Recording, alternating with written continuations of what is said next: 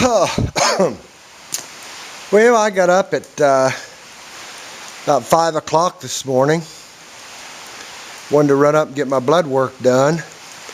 I figured they opened at 6. I was wrong. No, they open at 4. If I'd known that, I'd got up at 3 o'clock. Then I could have been up there at 4, been home, went back to sleep a little bit, and then got up because I couldn't eat or drink or nothing till I was done with that blood work. So it was early this morning and it's still chill in the air. Just got back in time. It didn't rain on the way to Coshocton, which is around 20 miles away.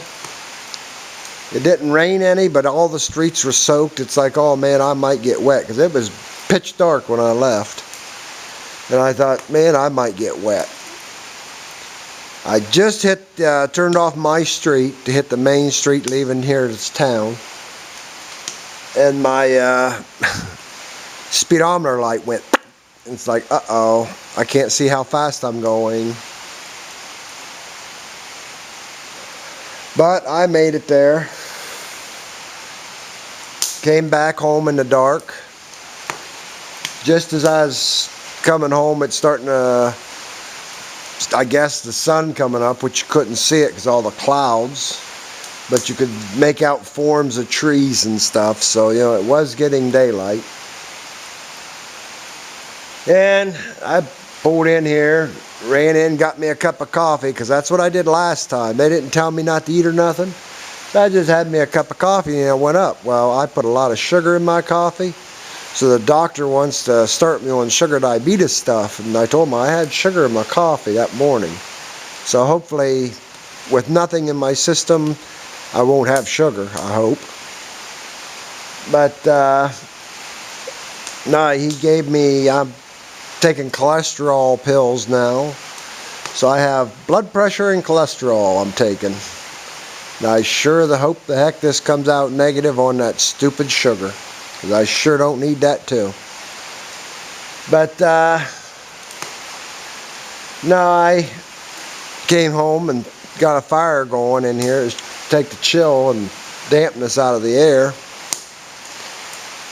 And then I checked out the bike. I took the, see, I had a problem with my speedometer. One time my bike caught on fire, kind of burned up a little bit. So I called the insurance company because it's full coverage. And they said, take it to Adventure Harley Davidson in Dover. And I thought, no, I don't want to go there. They said, well, that's the nearest Harley place there is. I said, I don't want to take it back to Harley. They don't like me. I don't want to, no. Well, the insurance said take it, so I took it to the Harley place. They got a hold of the insurance guy and said, well, in parts alone, we have $5,700 parts alone, and we're not done. So there's probably only half the parts, and that's the price for about half the parts, is $5,700 to get it back on the road. That's not including labor or nothing. And they told the insurance guy, said, this bike ain't worth that much, so we stopped right now to let you know. So the insurance guy asks him, says, well, how many miles he got on that bike? They said, well, just a second, we'll show you. They went out to my bike, unscrewed the 2 screws that hold the speedometer on, pulled the speedometer out as far as they could, and cut the wires. Cut them. Didn't take 4 more or 6 more little bolts out and unplug it. They pulled it out and cut the wires on my speedometer, brought it out to him, stuck it on a battery charger, and showed him how many miles was on it. And he come to me and said, it's totaled. And I said, well, I don't want a junk title with my bike. I'm keeping the bike.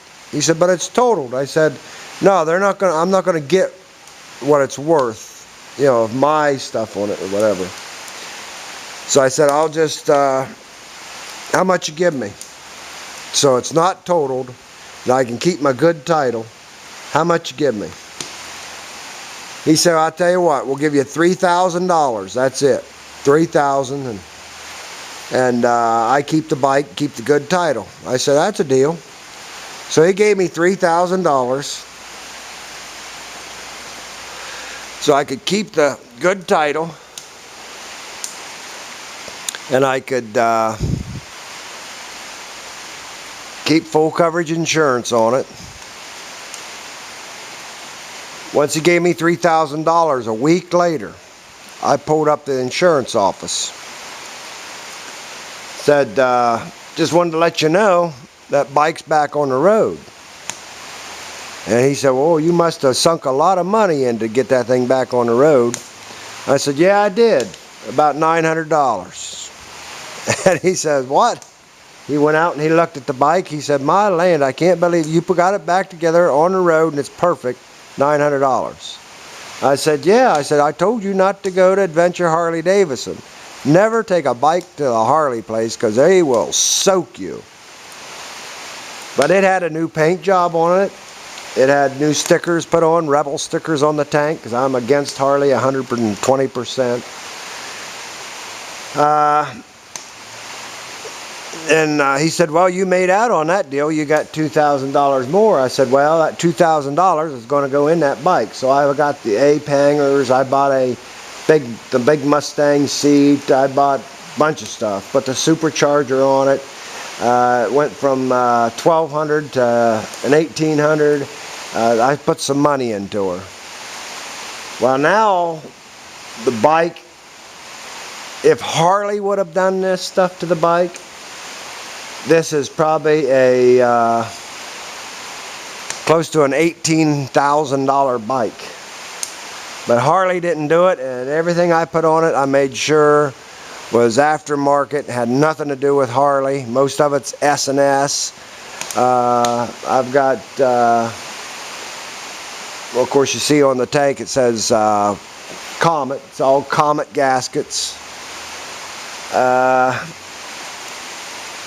But my pistons are Wiseco and everything to make sure nothing is Harley that I done on it. So basically my bike, the only thing Harley is the bottom portion of the engine.